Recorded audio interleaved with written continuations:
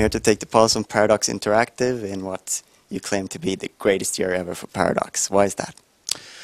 We have said very early in the end of 2008, we said that 2009 is going to be the greatest year ever for our company, and we stand by those words. We've been waiting 2 years for most of the titles that were released this year, so it's well planned. There are good titles of good quality, so that's the main reason, I would say. And I know that the Majesty project is like your own baby, something that you wanted to do. Can you tell us a little bit about how it came to be that you resurrected Majesty? Yeah, Majesty 1 is one of my favorite games ever. I will be the first one to say it's a great concept. And when I heard there were no sequel planned for this fantastic game, I had to check, what's happening with the brands. I started calling people at Cyberlore, the old developer, and this led me to a guy called Lester Humphreys, who was involved in the original Majesty and was the owner of the brand. So I called him up and said, Lester, we want to make a new Majesty. And I met him in the United States, and we got along very well. And that's the long story. And then you had to find a developer for the game?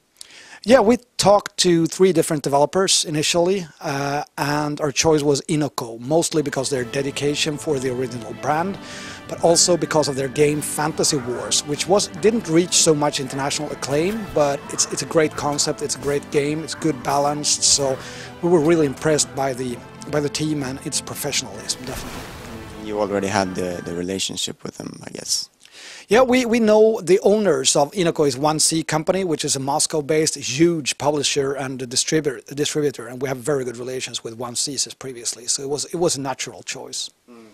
This seems to be like a big wave of Russian games on the PC side coming. They have been a bit slow to come up, but now it seems like they've really reached the level of Western developers, and in terms of quality. Would you say that Paradox is going to look more to the east for future games as well? I think we are. The Russians, as you say, have been growing tremendously in terms of quality, in terms of scope of the games, in terms of what they can do with their teams. So I think we better look out. The developers in Sweden and in Western Europe, we really have to look out when the Russians are coming, because this time it's going to be a really tough nut to crack for the developers here in Western Europe, because they are a bit cheaper and they're just as professional as we are over here. So we're definitely going to work a lot more with the Russians. I've been to Moscow 9 times, I think, in the past 4 years, and you don't go there for the beautiful views, that's for sure. You go there to meet with the developers. If you're going to want to go to a cozy place, you can go somewhere else. And it seems like all the classic PC developers in the United States, for instance, are turning more to console these days. Yeah, I think that's correct, because there is more money in consoles these days. But also, if you create good games for the PC, if you take a company like Stardock, who created Sins of a Solar Empire, that sold over 500,000. They had a team of 9 people. So there is still great opportunities to make great games for the PC and make a lot of money. And I think people underestimate the potential of the PC market.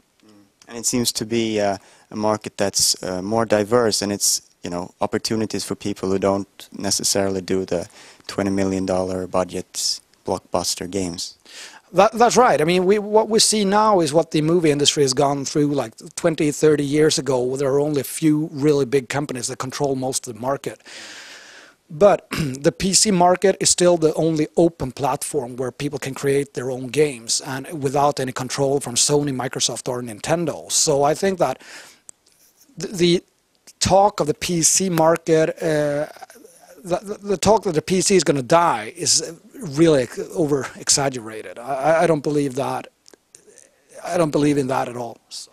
And that's people also who don't count the subscription fees for World of Warcraft into. That's correct as well. That's a very good analysis of the whole situation. I mean, if you take a company like Blizzard, if consoles were the only solution, Blizzard would definitely be at consoles. But they just continue to defy the big 3 console companies, and they do their own thing. Of course, they're big enough to do it, but it shows that there is obviously a huge PC audience. But what I think is that the PC gamers are more demanding than the console customers are. That if you create a shit game for the PC, no one's going to buy it. You can still sell a lot of shit games for the consoles. I'm not saying that console games are shit as such, because there are great console games. But if you create a 60% average game on the console, you can still sell a few million units. If you create it for the PC, you're going to sell basically zero. So that's a big difference, I think. And what's your take on the whole piracy issue? Is it a big problem for a small publisher like yourself, or do you think you have more dedicated fans that actually buy the product? I think that the problems are mostly with those who create more mainstream games than we do, because we have more, like you say, more hardcore fans. But I typically think that the smaller and mid-sized publishers and developers are more hardly hit by the piracy than the big ones, because they can afford more specific DRM systems and more marketing campaigns to force in the mainstream gamers to buy their games. But I think we're still doing quite good business. I wouldn't overanalyze the piracy situation either. I mean, I really hope that people like our games and they want to pay for the games. So, and that's our take on the whole situation. I've always been a bit skeptical about DRM solutions, and people know that who read everything I say in the newspapers, all the interviews, you know, with me personally. I'm very skeptical on the whole DRM issue. So. Because if you look in the history of video games and games in general, there's always been piracy.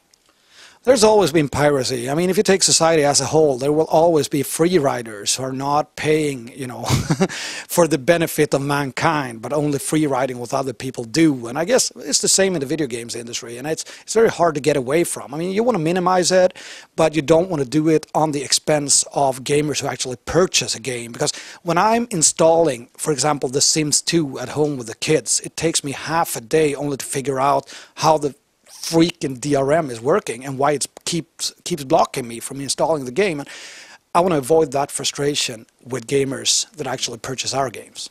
So of course, you were one of the forces behind Gamersgate as well.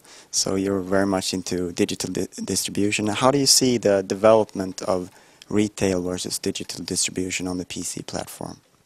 Obviously, digital distribution has a great future. I think that of the revenue that we're making this year, Paradox is going to make around 30 to 40% of the total revenue from digital distribution. We're not only selling to Gamersgate anymore, but going through other digital channels as well. So, but I think that within a few years, I think there will only be like collector's editions in stores, and the rest is handled through digital distribution. Say in 5 or 6 years, maybe a bit more, but that's definitely the future of the PC, but it's also the future on consoles.